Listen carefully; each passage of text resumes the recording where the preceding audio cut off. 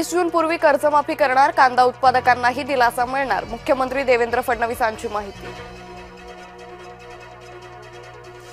शरद पवार प्रफुल्ल पटेल भेटीची inside story. तटकरेही भेटीसाठी येणार याची पवारांनाही कल्पना नव्हती. पटेलांच्या आधीच तटकरे अचानक सिल्वर ओकवर पोहोचले. पार्थ पवारांनी वर्षावर घेतली मुख्यमंत्र्यांची भेट. शेती संदर्भातील कारणासाठी भेट झाल्याची फडणवीसांची माहिती. मुख्यमंत्र्यांकडून पंतप्रधानांच्या आवाहनाला प्रतिसाद कायम. फडणवीसांचा वाहनानं मुंबई पुणे मुंबईत प्रवास. मुख्यमंत्र्यांच्या आदेशाला मंत्री राधाकृष्ण विखेंकडून केराची टोपली. विखेंकडून बैठका, उद्घाटन समारंभासह कार्यक्रमांचं आयोजन. पंतप्रधान मोदींच्या आवाहनाला भाजपाकडूनच हरताळ. काटकसरीच्या आवाहनानंतरही भाजपची शाही व्यवस्था.